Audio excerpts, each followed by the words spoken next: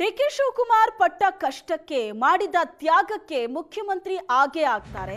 ನಮ್ಮ ತಂದೆ ಒಂದು ದಿನ ರಾಜ್ಯದ ಸಿಎಂ ಆಗಬೇಕು ಆಗ್ತಾರೆ ಅಂತ ಏಷ್ಯಾನೆಟ್ ಸುವರ್ಣ ನ್ಯೂಸ್ ಜೊತೆ 2025ರಲ್ಲೇ ಡಿಕೆ ಶಿವಕುಮಾರ್ ಅವರ ಮಗಳು ಐಶ್ವರ್ಯ ಮಾತಾಡಿದ್ರು. ನಮ್ಮಪ್ಪ ಜೈಲಿಂದ ಬಂದಾಗ ನಾನು ಅವ್ರ ಜೊತೆ ಮಾತಾಡಿರಲಿಲ್ಲ.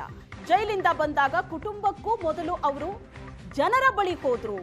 ಇದು ಡಿಕೆ ಶಿವಕುಮಾರ್ ಅವರ ಮಗಳು ಮಾತಾಡಿದ್ದು ಏಷ್ಯಾನೆಟ್ ಸುವರ್ಣ ನ್ಯೂಸ್ ನಲ್ಲಿ.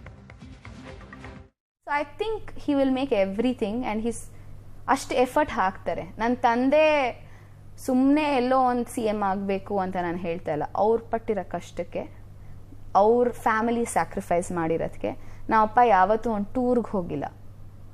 ಎಷ್ಟೋ ಒಂದು 4-5 ವರ್ಷ ಆದಮೇಲೆ ಇವತ್ತು ಫಸ್ಟ್ ಟೈಮ್ ನಾವು 2 ದಿವಸ ಅದು ಕೆಲಸದ ಮೇಲೆ ಹೋಗಿ ವಾಪಸ್ ಬಂದ್ವಿ.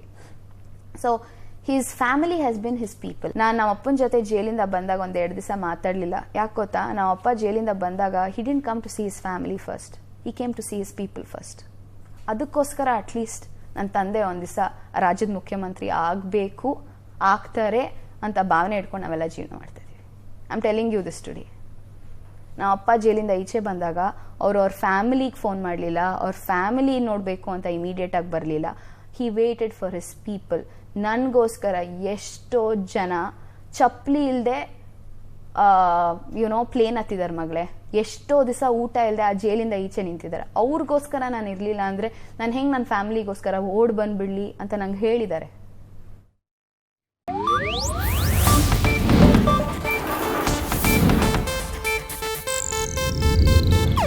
ಇದು ಏಷ್ಯಾನೆಟ್ ನ್ಯೂಸ್ ನೆಟ್ವರ್ಕ್ ಪ್ರಸ್ತುತಿ.